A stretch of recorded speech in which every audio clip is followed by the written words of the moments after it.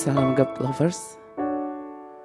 Percaya Tuhan akan menuntun hidup kita.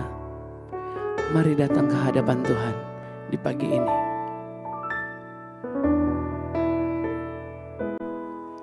Sering ku tak mengerti jalan-jalan-Mu Tuhan, bagai di belantara yang gelap. Tanpa seribu tanya, namun tetap percaya, jejak-Mu Tuhan sungguh sempurna. Sering ku tak mengerti jalan-jalan-Mu Tuhan, bagai di belantara yang gelap. Tanpa seribu tanya, namun tetap percaya, jejak-Mu Tuhan sungguh sempurna. Ajarku memahami semua yang Kau ingini, agar hidupku puaskan hati-Mu. Bagimu aku rela sepenuh hati menghamba, serahkan diri, genapi karya-Mu. Ajarku memahami semua yang Kau ingini, agar hidupku puaskan hati-Mu. Bagimu aku rela sepenuh hati menghamba, serahkan diri, genapi karya-Mu. Serahkan diri, genapi karya-Mu. Salam God Lover, jumpa lagi kita dalam program Word from Heaven. Kali ini saya ingin mengajak kita bersama-sama membaca renungan dari Lukas pasal 15 ayat 11 sampai 32. Kita membaca ayat 11 dan 12-nya. Tuhan Yesus berkata lagi, ada seorang mempunyai 2 anak laki-laki. Kata yang bungsu kepada ayahnya, "Bapa, berikanlah kepadaku bagian harta milik kita yang menjadi hakku." Lalu ayahnya membagi-bagikan harta kekayaan itu di antara mereka. Dalam perumpamaan mengenai anak yang hilang ini, sang anak meminta warisan sebelum waktunya dan pergi dari rumah. Bagaimana perasaan God's Lover jika kita adalah ayahnya? Apakah kita akan membiarkan anak kita memilih jalannya sendiri? Sang ayah tahu bahwa menolak permintaan tersebut tidak akan mengubah sikap anak yang memberontak. Warisan kepada anak itu pastilah ia berikan dengan hati yang berat.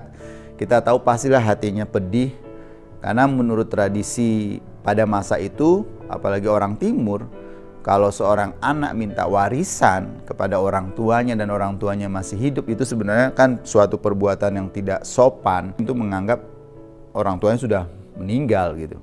Nah, oleh karena itu sambil berdoa agar benturan-benturan keras yang tak terhindarkan kelak di kemudian hari akan membawa anak itu kepada pertobatan. Di sini dikatakan lalu ayahnya membagi-bagikan harta kekayaan itu di antara mereka. Seperti sang ayah ini, Tuhan juga mengizinkan sebenarnya apa yang tidak disukainya terjadi di dalam kehidupan kita. Kalau kita menggambarkan sebagai manusia, sebagai ayah tadi, Tuhan dengan hati yang pedih, hati yang terpaksa, kadang-kadang mengizinkan kita melakukan hal yang tidak sesuai dengan kehendak-Nya.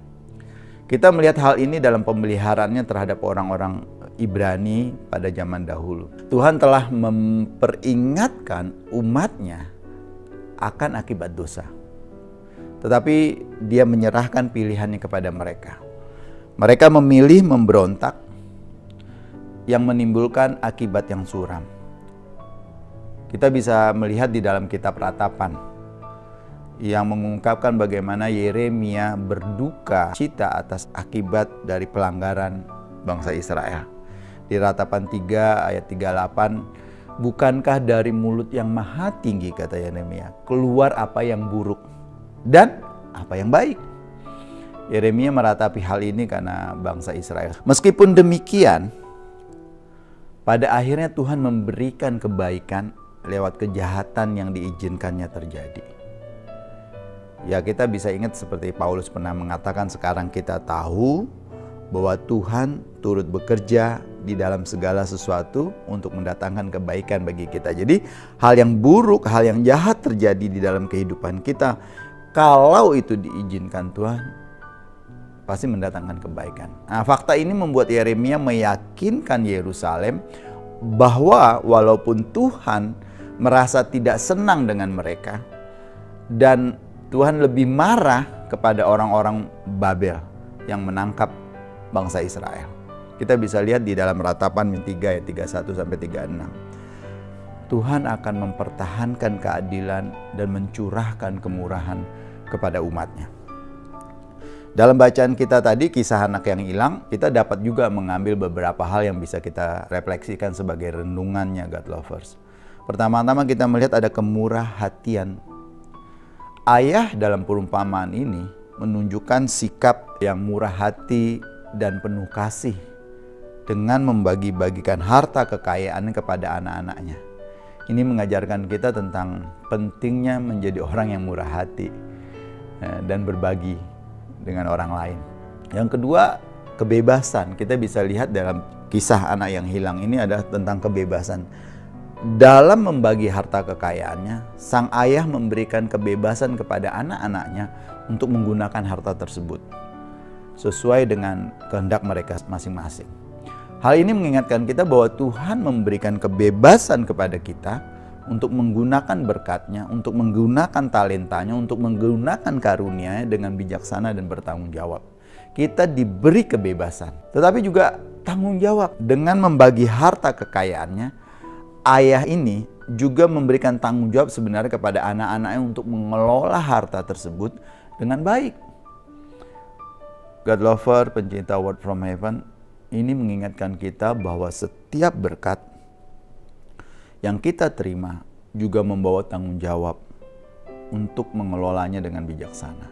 Bagian lain yang bisa kita refleksikan dari peristiwa anak yang hilang ini adalah perumpamaan ini juga mengajarkan bahwa pilihan yang salah dalam kita menggunakan harta kekayaan, dalam kita menggunakan berkat Tuhan, dalam kita menggunakan talenta dan karunia Tuhan, selalu memiliki konsekuensi yang serius. Anak yang hilang dalam perumpamaan ini menghabiskan harta kekayaannya secara sembrono dan akhirnya mengalami kesulitan dan kenistaan. God Lover yang dikasihi Tuhan, kita dapat merenungkan tentang pentingnya menjadi orang yang murah hati, bijaksana dalam menggunakan berkat yang kita terima, dan juga bertanggung jawab di dalam mengelola apa yang telah Tuhan berikan kepada kita. Kali ini saya ingin mengajak kita merenungkan begini. Apakah saudara God Lover, pencinta Word from Heaven, menderita karena pilihan-pilihan yang saudara ambil seperti yang dialami oleh si bungsu ini? Apakah pilihan kita itu mendukakan hati Tuhan, Bapa kita yang di surga? Tuhan dapat menggunakan akibat dari pilihan-pilihan tersebut bagi kesejahteraan kita yang kekal. Oleh karena itu, kembalilah kepadanya dengan rendah hati, menggunakan apa yang Tuhan berikan kepada kita, entah itu kekayaan, entah itu berkat, entah itu karunia, entah itu talenta, apapun yang diberikan Tuhan kepada kita untuk memuliakan Tuhan. Tuhan memberkati kita. Mari kita berdoa. Bapa dalam surga, kami bersyukur untuk firman-Mu. Di sini kami diingatkan tentang kisah anak yang hilang. Kami belajar Tuhan bahwa Engkau adalah Tuhan yang murah hati, Engkau Tuhan yang penuh sabar, tapi Engkau juga adalah Tuhan yang menginginkan kami bertanggung jawab di dalam mengelola apa yang Tuhan berikan.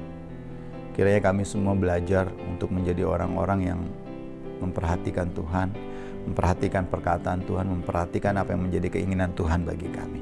Terima kasih Tuhan untuk firman-Mu.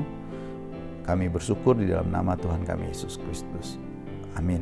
God Lover, ketika renungan ini memberkati kita juga rindu orang-orang lain diberkati. Oleh karena itu, bagikan link YouTube ini kepada kerabat, saudara, teman, agar mereka juga bisa diberkati seperti kita.